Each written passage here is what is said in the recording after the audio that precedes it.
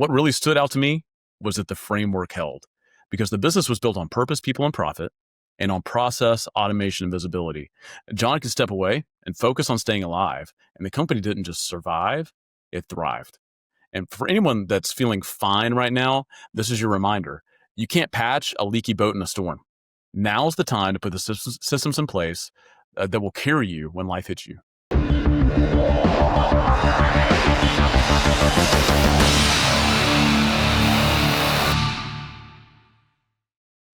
This podcast is brought to you by Fast Slow Motion, a team of expert consultants that have helped thousands of growing businesses build scalable systems on the Salesforce and HubSpot platforms. To learn more, visit fastslowmotion.com. Hey everyone, welcome back to the Fast Slow Motion podcast. I'm your host, Sam Donaghey, and just as we do at the end of each year, today we're going to be looking back at the best moments from our latest season of episodes. So today you're going to hear from purpose experts, operators, process nerds, brand builders, and even some of our own team here at Fast Slow Motion.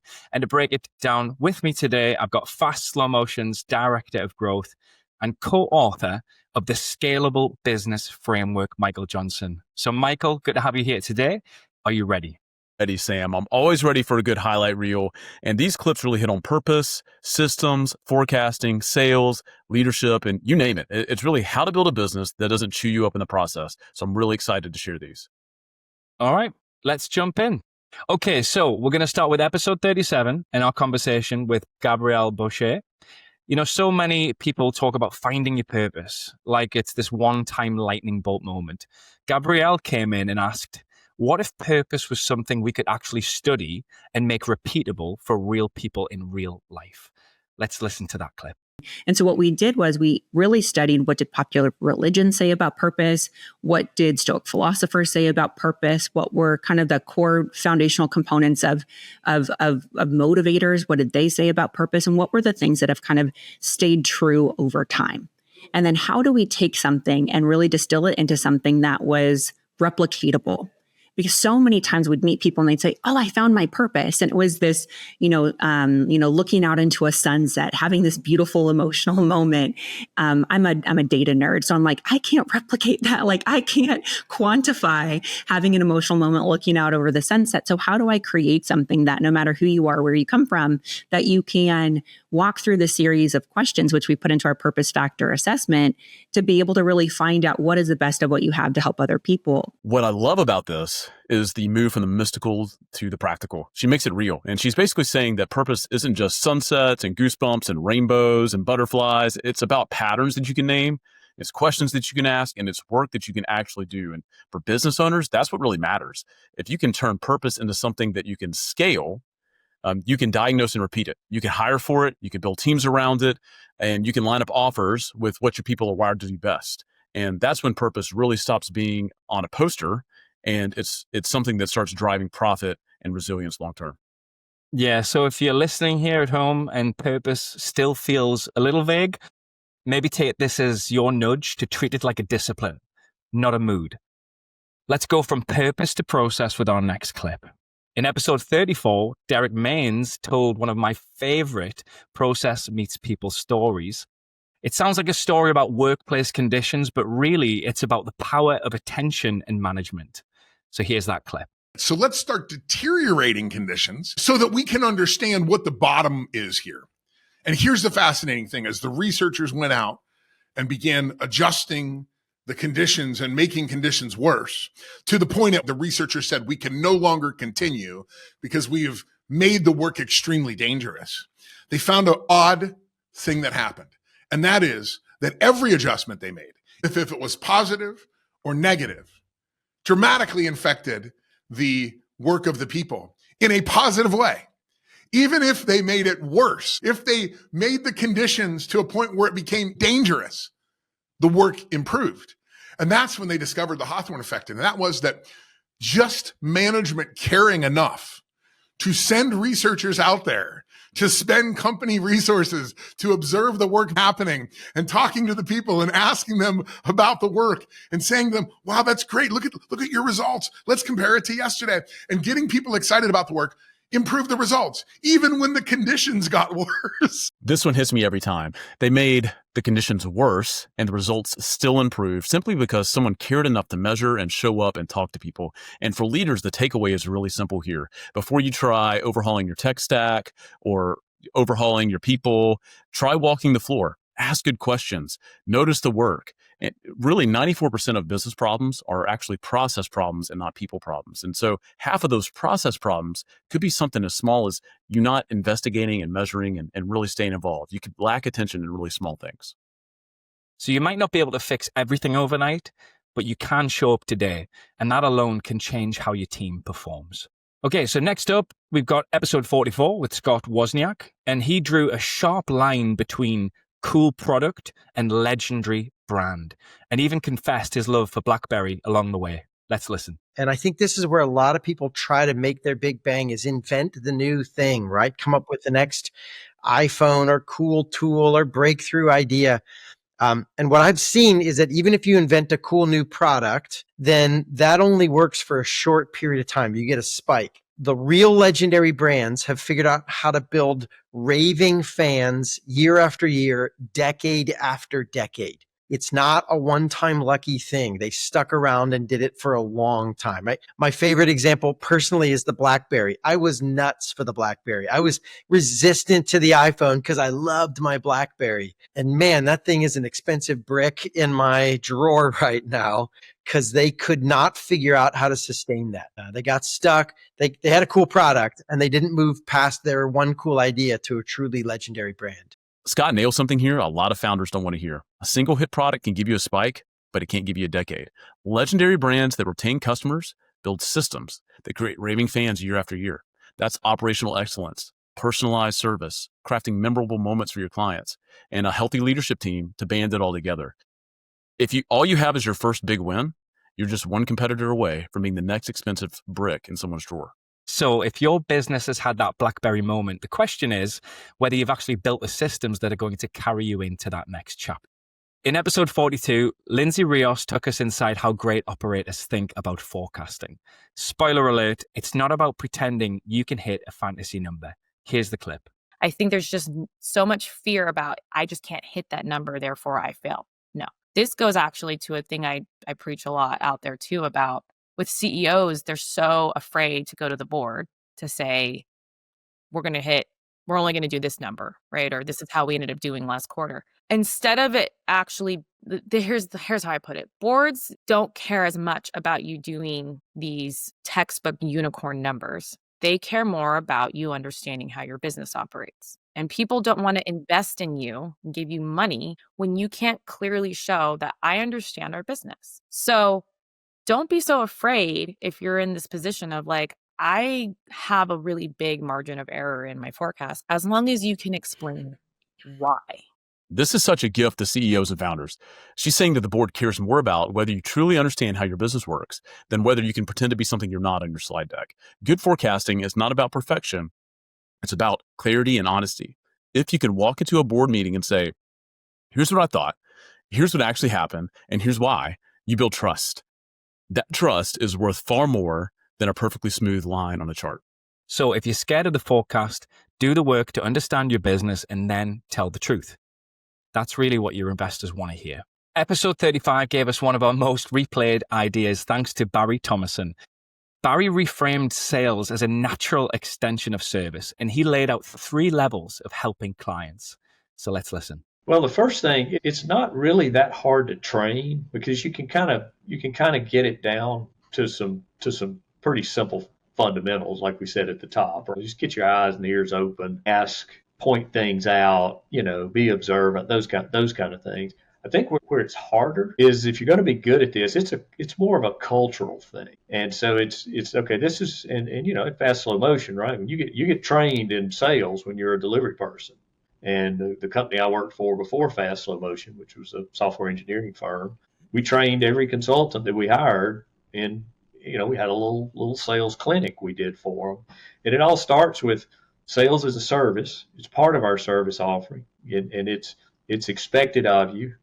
And then, a lot of technical people kind of have an oh crap moment, like nobody told us about that. And then we go into, okay, but this is why it's okay. It's not whatever you think sales might have been. This is what it really is, right? And then obviously part of your culture is what you will and won't tolerate. And then you train that, okay, we're not in there to advance our agenda over theirs. We're in there to help them. And one of the ways we help them, there's really kind of 3 levels of service from lowest to highest. The first level is your client has a problem. The client kind of has an idea how to solve it. They just need you to do the work.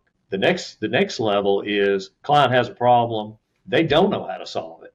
So they need you to figure out how to solve it. And then the highest level is the client doesn't know they have a problem or doesn't know there's an opportunity at hand. And if you don't point it out, they're not going to know. You're, shedding light on a blind spot, keeping them getting run over from behind by a train, right?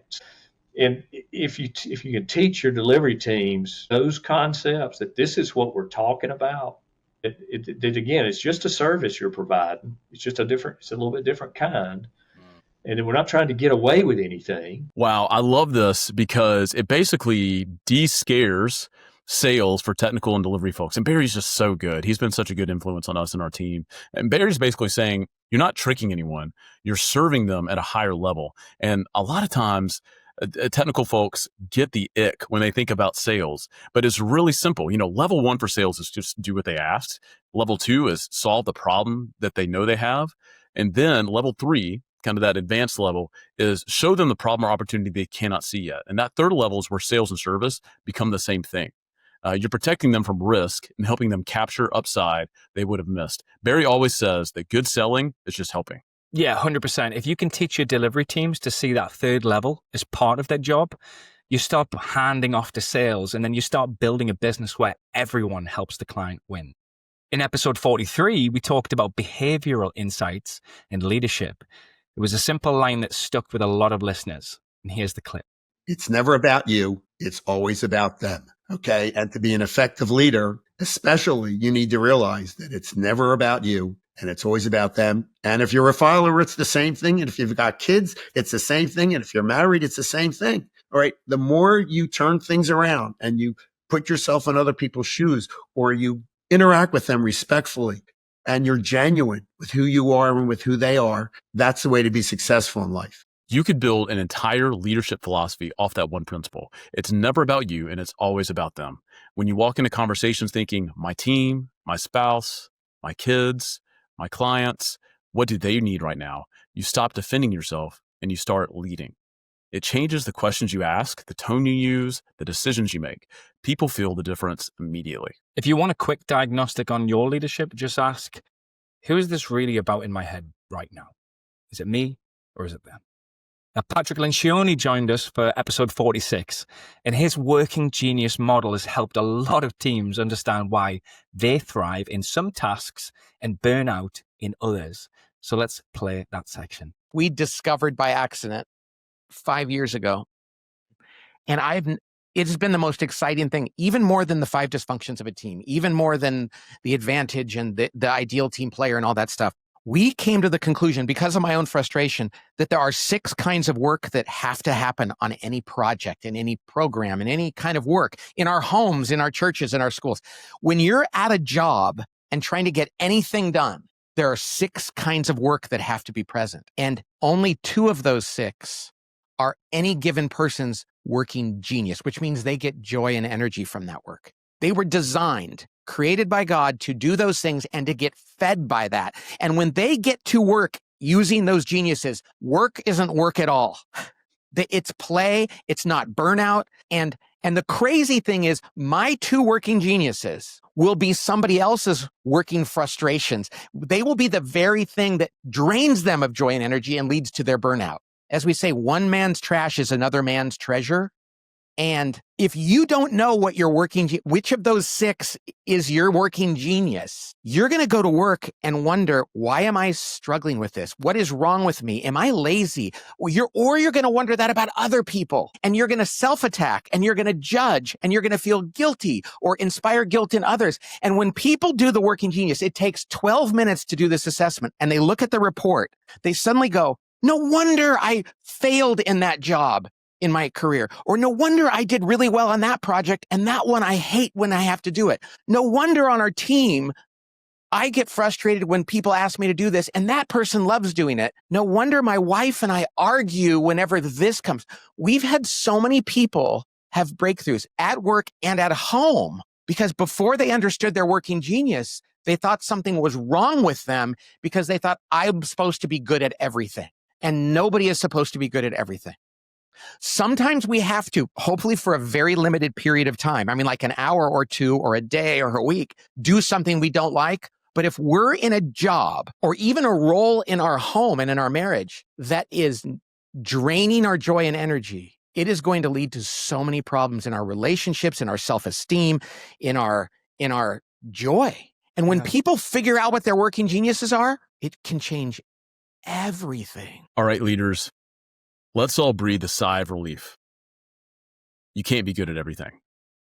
There are types of work that will always drain you and types that will always energize you, and that's okay. If you don't know your working genius, you'll either walk around feeling broken or you will silently resent the people on your team whose fun is your nightmare. Once you know the mix, you can design roles, meetings, projects, and systems so that people spend more time in their geniuses and less time in their frustrations. That's better for the business and better for your sanity at home. So instead of asking, why can't I do it all? I think a better question is, what was I actually built to do and who do I need around me? So our next clip is from episode 38 with Jonathan B. Smith, and he gave us a simple way to think about negotiation that applies to deals, hiring, parenting, pretty much all of it. And this is right at the top of the episode. So anytime I want or I need is in your head, you're in a negotiation. And if you can get the other party to feel heard, you are much more likely to get a deal. People are 6 times more likely to do a deal with you if they like you. Walk in and try to figure out what their point of view is, and if you can put yourself in that position, you can make a better deal. Man, JBS is awesome, and I love how direct he is. Anytime you're walking in thinking I want or I need, you're already in a negotiation, whether you name it or not. And so the shortcut Jonathan gives us is people want to deal with people they like and trust, and nothing builds trust faster than someone genuinely trying to see the world from their point of view. 100%. So the next time that you go into a tough conversation, maybe start with, hey, help me see this the way that you see it, instead of maybe, just jumping straight into your question. Okay, so we're going to bring it back in-house for these last 2 clips. In episode 45, John Burdett talked about failure and what it means to lead from your values instead of from fear. Here's that section. Early on in my career, I was scared to death of messing up. And I learned I'm going to mess up, even if I'm scared of it or not. And so failure has really taught me why defined intentional core values are so important, because it forms the foundation of decision making. And so it's less about the rules and those kinds of things. It's why are you creating those rules, and do they align with your core values? So your values define who you are, not your mistakes. Your feelings and emotions will mislead you. And so your values must align with your processes. And we talked about it before, consistency compounds. And so even if you're wrong or doing something the wrong way, if you're doing it consistently, you're able to fix it, able to learn from it, able to improve from it. So you must make principle-based decisions that are tied to your value. And then that gives you the freedom to fail without regret. This is so important. You're going to fail whether you're scared or not. And so the real question is, what are you standing on when that failure happens? And if your decisions are anchored in clearly defined values, you can look back on a mistake and say, I wish the outcome had been different, but I don't regret how I showed up. That's very different from reacting out of panic or ego and then having to live with the fallout. Yeah, so if you want to fail well, start by doing the quiet work of naming your values and building your processes around them before things get messy. Our final clip comes from episode 41, where we talked about the Scalable business framework, and John shared very personally about his health crisis and the quote that shaped his approach to both business and life. Here's that moment. When the opportunity arises, it's too late to prepare. John Wooden said that, the famous basketball coach at UCLA, and had a ton of success. That is the fundamental principle that I've learned how to build a successful business and honestly a successful life, is just always focus on being prepared. So no matter what circumstances, challenge, bad news, adversity, Because when those arise, if you're not prepared, it's too late. And if you're prepared, you're able to deal with that situation proactively and not get too emotional with it and just handle the problem and overcome whatever circumstance is happening. This season was tough and remarkable all at once. And what really stood out to me was that the framework held, because the business was built on purpose, people, and profit, and on process, automation, and visibility. John could step away and focus on staying alive, and the company didn't just survive, it thrived. And for anyone that's feeling fine right now, this is your reminder. You can't patch a leaky boat in a storm. Now's the time to put the systems in place that will carry you when life hits you. And this is really the thread running through all of these clips. Purpose that can be repeated, processes that respect people, systems that outlast your first big win, and values that hold when you fail. And a framework that lets you have both, a real business and a real life. Michael, thank you so much for walking back through these moments with me today. Absolutely, Sam. Thanks so much for having me. And I love seeing how these different voices line up around the same core ideas. It's almost like it works. And you can build something excellent, you can serve people well, and you don't have to lose yourself along the way. Well, to everyone listening, if one of these clips hit home, you can go back and check out the full episode. You can find every conversation we mentioned today at fastslowmotion.com/podcast or wherever you already listen to the podcasts. And if you're a business owner or a leader who wants to prepare for the inevitable storms of life and learn how to scale your business the right way, please do go and get the Scalable Business Framework book by John Burdett and Michael Johnson. It's going to be linked in the description. And as always, if you have a question or a topic that you want us to explore, you can head over to fastslowmotion.com/podcast feedback and let us know. Thanks as always for listening to the Fast Slow Motion podcast, and we'll see you next time.